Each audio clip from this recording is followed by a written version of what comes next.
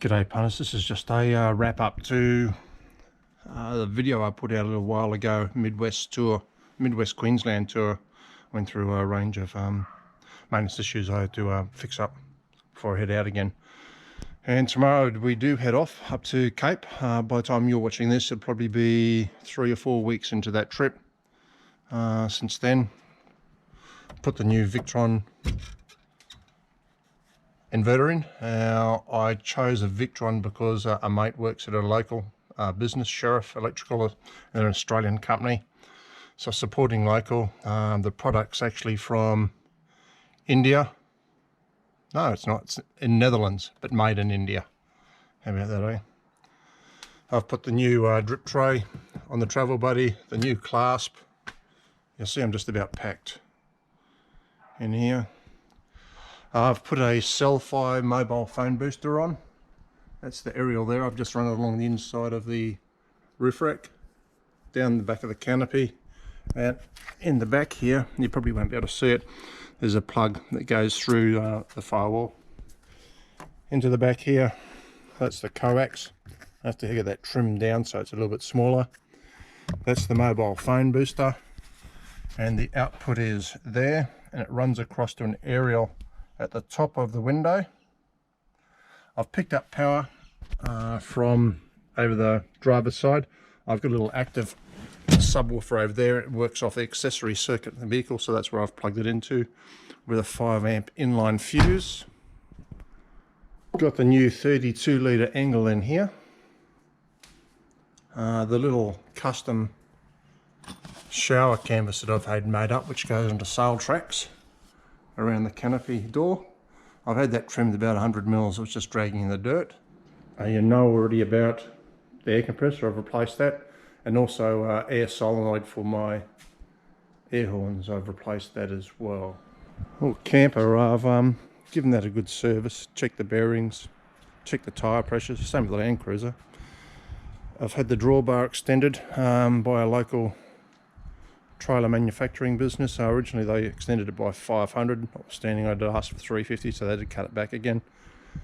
They returned it to me in a raw condition, so I've had to prime it. I bought 1 litre of Raptor Tinnable, colour code the same as the Land Cruiser, which is the same as the camper.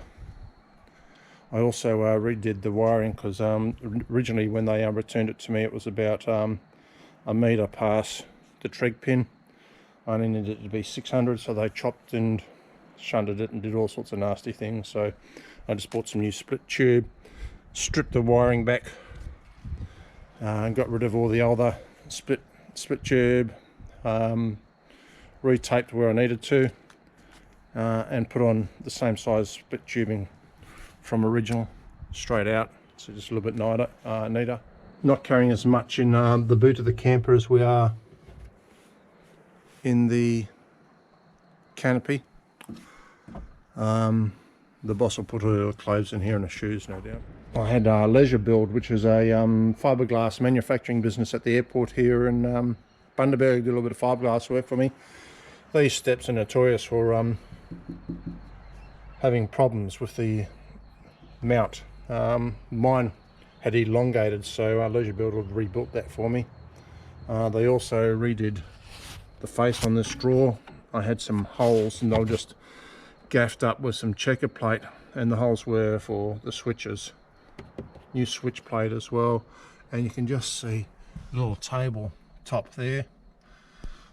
I had them redo that as well because I dropped it and busted off some of the gel coat. Now we did dose the water tanks in the camper and also the Land Cruiser. The boss, she's a foodie, environmental health officer. She said bleach is the best thing. Previously she'd used a slurry of chlorine, just a really small amount of chlorine. I think she says 8 grams to 1,000 litres, and these tanks, the one under here is only about 60 or 70 litres, and one of the Land Cruiser is 90 litres. So I've put for bleach, she's put 10 mil liquid bleach in there. It's not just a household one, it's non-scented and stuff. You'll see it's fine. When I filled it up, I had a water leak just in here. There's a stainless fitting which screws into the fiberglass tank, and I pulled out one of the screws there. It's just leaking out everywhere. So I've pulled all the goop that was around it away, and I've put this black Sikaflex in. I also replaced the screw that was in there with a larger gauge one as well, because it wasn't really taking up. I haven't filled it up with water yet, so tomorrow will be the test before we head off, and hopefully it won't leak. I've got the little internal fridge running on 240 at the moment, just to chill it down overnight. I'm not too worried about the angles. We'll put cold food in them tomorrow before we head out, and crank them up then, just so I'm not running on the battery all night, and also, or alternatively, hooking up to 240. And we'll load up the camper fridge tomorrow morning too before we head out. I've got some Penrite oil, taking that with me. I've got some oil filters and fuel filters and air filters and all that usual sort of stuff. It's going to be due for a service probably around about the time we get up to the tip. That's the tip of the Cape.